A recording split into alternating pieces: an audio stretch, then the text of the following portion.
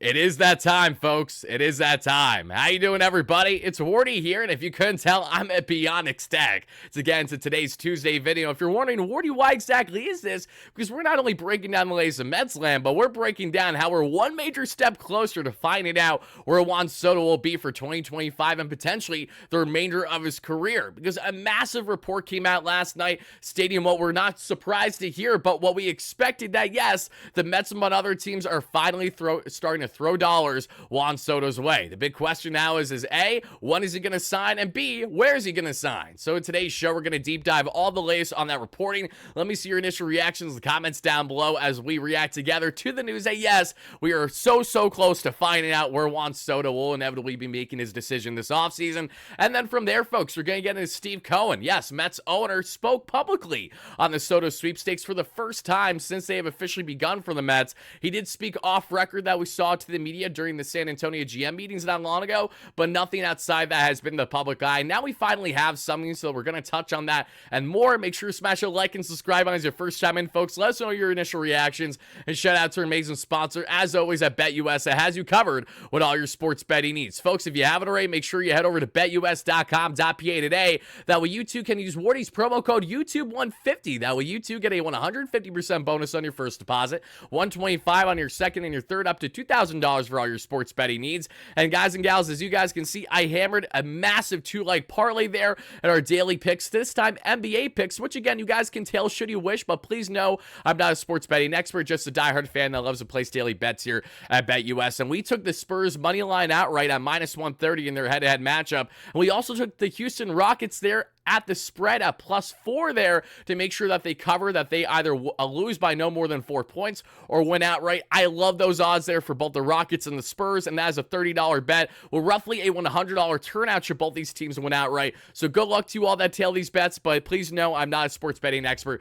just a diehard fan that loves to place these bets here with BetUS. But now let's hop back in this one, everybody, and let's get into this initial reporting. I'd like to give a massive shout out to Randy Miller for being the first to initially break this news. No, it was not John Morosi, which I know was the tweet that blew up by many as to, okay, these are the amount of teams that have sent contract offers for Juan Soto's services. Bang, bang, boom. That is not the case. The initial report came from Ryan Miller there, who does a very good job on the beat for the Yankees for NJ.com. And he states how the Yankees, the Mets, the Blue Jays, the Red Sox, and the Dodgers have all formally sent in contract offers for Juan Soto and his services. Now, I would like to emphasize that since this has come out, which since has come out a little bit earlier today, it's from Hector Gomez, as you guys can see here briefly, and I would like to emphasize it is Hector Gomez, that the Red Sox increased their original offer to Juan Soto both in years and total value. I'm not believing that for a second right now until we see it reaffirmed by more, I shouldn't say realistic reporting, but more reliable reporting, because Hector, nothing personal, we follow each other, but he has been far from reliable in this space, and honestly, it's frustrating how much there has been inaccuracies on that front from people like himself, among others. But we know the Red Sox are going to be pushing hard for Juan Soto, and that's completely understood. We also know that Steve Cohen is a man that's destined to go scorched earth here, and pretty much feels like a guy that simply will not be denied for the services of one Juan Soto. And when we talk about Juan Soto, as we have to great length all offseason long up until he makes a decision, there's no denying that this man will at least be in the $600 million figure, north of $700+ million, with the possibility that Juan Soto could reach beyond Shohei Ohtani's $700+ million contract to become the highest paid overall player on a full contract in Major League history. Even with inevitable opt-outs that'll probably be happening in this type of structured contract as well, whether they're after the 3, 5, 6 years, whenever they may be, Soto's going to be looking for a total value of north of what Shohei Ohtani is getting, if not more. Is that justified? That is for you guys to debate and be perfectly fine in doing so, but please know that the reality is based on this market, knowing how generational of a hitter, of a true talent that Soto is, and knowing how coveted he is in this market, unlike anyone else. That is what not only separates himself from the rest, but that is exactly why you will see the payout be separate from what Juan Soto gets in the free agent market versus anyone else not named Shohei Ohtani. He's looking for the bag as the Scott Boras client, rightfully so. This is why he turned down $440+ million extension from the Nationals right around 3 years ago now. He's looking for a bag, understandably so, after being a two-time World Series, not necessarily winner, but he's been there twice, one as a rookie there essentially with the Nationals as a teenager, then just lost this past year in his one and potentially only year with the Yankees. And speaking of the Yankees, we know that the Yankees are throwing out everything in their simple power to try to bring back Juan Soto Soto. And again, you completely understand that after having over 40 home run, 109 RBI season with a 288, 419, 569 clip for roughly 200 WRC play. He's at 180, which is 80% better than the average batter in baseball. He alone accounted for right around $65 million in total value per year for a player per Fangraphs. He's been at a total value of over $290 million total dollars since making his debut in the league back in 2018 per Fangraphs. So when based on value on AAV, we know that Soto's going to find himself in the 50 to 60 plus echelon of average annual value on a long-term contract. And that's where Steve Cohen, as we know and expect, is going to be flexing those guns big time. For all we know, the Mets already have thrown in a contract offer of at least 650 to 700 plus million. To everyone that thought that there were contract offers initially thrown out, though, from Carlos Baerga north of 2 weeks ago now that we talked about this, among others,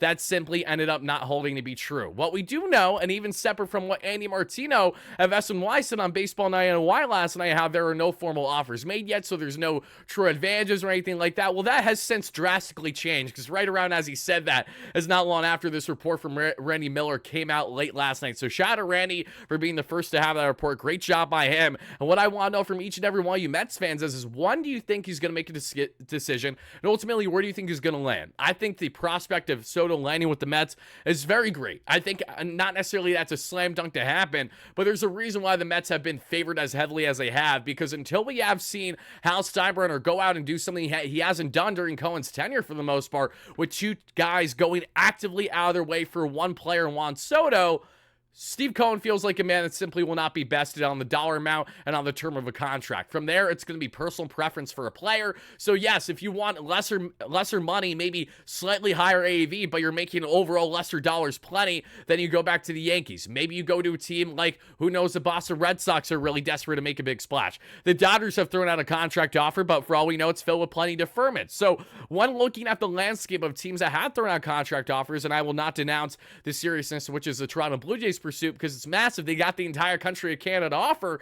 But as I said yesterday, how many teams actually have interest in going there, knowing that their farm isn't set up for greatness for years on end going forward, knowing that their front office may very much be in flux, as well as their management for the years going forward from the coaching staff. And that is one thing that really benefits the Mets in these sweepstakes quite a bit, as Andy touched on of SNY late last night, which I want to reiterate with you all. And this is something that I made note of before, but I'll say it again. The Mets finally have structure, and this is a very important thing. For the first time ever under Steve Cohen, and even under the Wilpons for a long period of time, the Mets actually have a future that you can be excited about in Mets land based off of actual results that we saw this past year in 2024, exceeding expectations and finding out in a first-year manager for Carlos Mendoza just how pivotal of a manager he will be for years going forward. And David Stearns looking like one of the best young savvy minds in all Major League Baseball, not just the National League, when evaluating the present baseball operations or a GM. Pardon me, everybody. Yeah, it took all my throat. But on the forefront of evaluating Stearns, Mendoza, and all these other aspects, what do they have in common? They have structure, they have stability, and that is something where, as we evaluate Brian Cashman, who knows if he's going to be leading the way there for the Yankees 2-3 years from now, where he has uncertainty about his future to begin with. And the case of Aaron Boone every single year is, it's not just a matter of, is Aaron Boone returning, but are the Yankees going to extend him? There's this constant flip-flop on, we like Boone, we're going to bring him back for another year. It's like on a year-by-year basis, and it's been that way for the past, what feels like north of 5 years.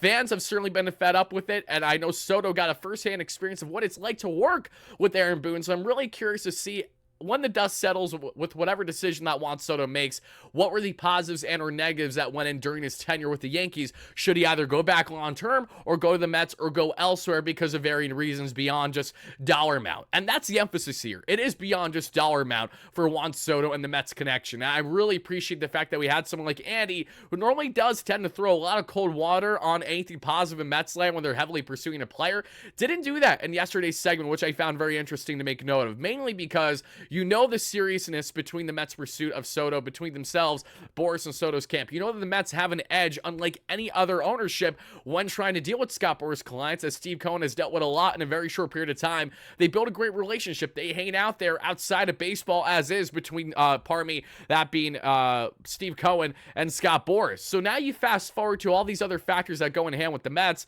between the lack of pressure that isn't on the Mets' shoulders the way it is for the Yankees and their expectations to make sure that they can't lose their most coveted star to the New York Mets out of all teams, how much it would change the landscape of New York baseball for potentially the next 10, 15 years for all we know, especially if Soto comes into town and dominates while the Yankees go lateral at best and really don't move upward the way that they would hope, which would be a World Series championship since the first time since 2008-2009 area. This is a Mets team that has a lot of things in their favor outside of just the monetary aspect. They finally have structure, they have stability, they have true leadership in that clubhouse led by Mr. Smile, Francisco Lindor, in which himself and Juan Soto have a great relationship. We know Aaron Judge has apparently not texted Juan Soto at all as long as he didn't lie publicly to the media when he stated that Francisco Lindor has been actively involved in talking to Juan Soto throughout the offseason. That has been made abundantly clear as he has been reportedly more involved in the Mets, not necessarily negotiation process per se, but just in the overall recruitment process for Soto and his services. They have a good rapport that goes back a number of years now, which is certainly not a bad thing. And the idea of these two in the same lab together would do wonders for not only myself, but most Mets fans for who knows the next decade plus, where we could finally potentially see championships come back to Queens for the first time since '86. Not that it's a slam dunk to happen should you land Soto, but are your odds greater? Yeah, again, it doesn't take a rocket scientist to realize that, wow, a player that was worth over 8 wins himself alone, and wins above replacement per Fangraphs this past year for the Yankees while playing subpar defense, and that is an idea as to how elite of a hitter he is and how much of an impact he will immediately have in your lap every single day. I simply don't know what is. Between the aspect of the structure from the front office, the ownership down, to the future of the organization, to the farm, and everything in between, there are just so many aspects that favor the Mets now more than just the financial gain that Juan Soto would inevitably be getting should he sign with the Mets. So as we evaluate and as we hopefully find out if a decision is made by the end of winter meetings at absolute latest, but I have a feeling it's going to happen sooner than that, given that contract offers are already thrown out there. I know that Thanksgiving is a couple days, so maybe the holiday is going to throw things off a bit. Maybe we won't find out really much until that first week of December, but should we find out things soon? Again, we're just a week and a half or so away at the moment. Great things are going to happen when it comes to the Soto front and finding out where he's going to land this offseason. So from there, folks, let's now hear the remarks from Steve Cohen's mouth himself. Mets owner finally spoke publicly. Again, very much along the lines of what you'd expect to hear from Steve Cohen, but I'm going to let you guys hear it yourselves and evaluate however you want to evaluate. And Eli obviously tried, but what would your message be to fans who would love to see Juan Soto suiting up for the Mets? Well, listen, we're going to find out. It's either yes or no, right? There's no in between, and time will tell. So that was as PR of an answer as you're going to get from Steve Cohen. And the reason why I just want to emphasize this is, one, it's nice to see Steve actually talk about Soto at all. Two, he has a nice little smirk on his face, which certainly doesn't hurt. And these were some other remarks I'd like to share before I have a bigger thing that I'd like to note, and the connection between Steve Cohen versus years past of offseason pursuits for top superstars. Do you have any message for the Mets fans at this point in time during the offseason with so much going on? Yeah, listen, we'll see what happens, right? We built a great team last year, and I fully expect to do the same this year. Yeah, so again, very PR answers there from Steve Cohen. We built a great team last year. I fully expect us to do the same this year, as do I. The expectations are higher than they've ever been for Steve Cohen now. Seriously, and that's a big question for the Mets. How do they handle expectations? Because under Steve Cohen, going back to his first season, 2021, they failed miserably for various reasons. Not only just poor roster construction, but just injuries inevitably happening. Guys like McNeil and Conforto at crucial parts in the first half of the seasons, leading the second half. Lindor, DeGrom, etc. in the second half, and Pittsburgh. You name it, that the rest is history. We're not going to talk about it anymore.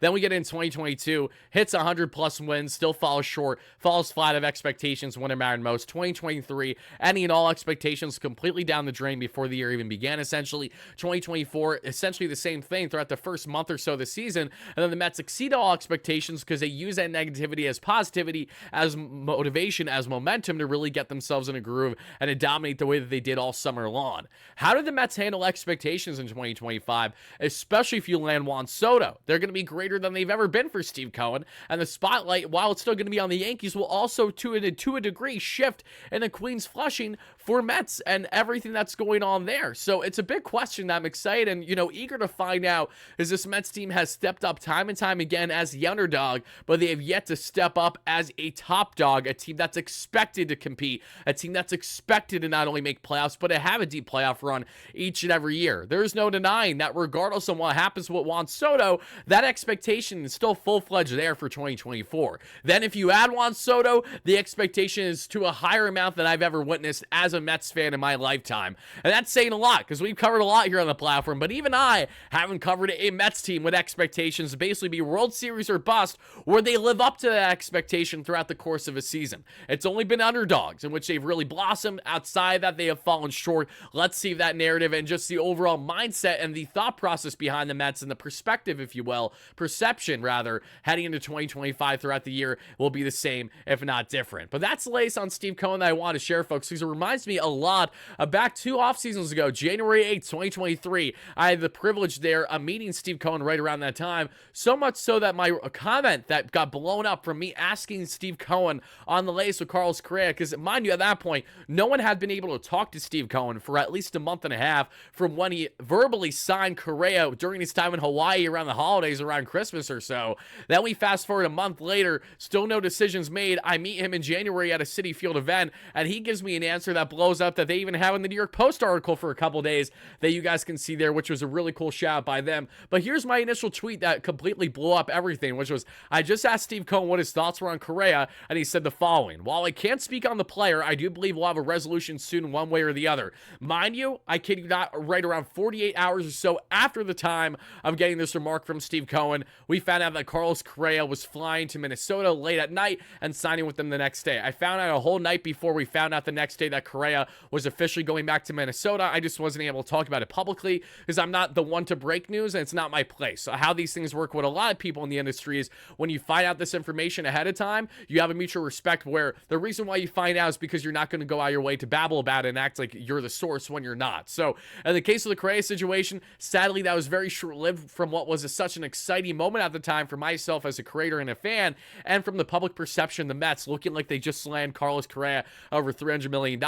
But knowing that, you know, he had a cooked ankle and north of 20 doctors saying, hey, this doesn't look too good, you know, maybe we shouldn't be investing in nearly as long-term as we are here, that fell through and the rest is history, rightfully so. But the reason why I bring this up is because just back then, a couple years ago, Steve Cohen gave a very PR answer when he inevitably knew the decision that Correa was going to be making in the coming days at that point. Now, what is the decision here with Juan Soto, where we could find out a decision hopefully by, you know, the first week of December, next week or so. So until then, everybody, we're going to be left with a lot of question marks on the Soto front. So rest assured, when it comes to Juan Soto and his inevitable decision, as we have done all offseason long, every key report, every key rumor that, again, feels like we need to touch on, even if it's one that we're going to kick aside and say, you guys shouldn't be putting any stock in this, we will still be having those discussions as we will up until he makes his decision.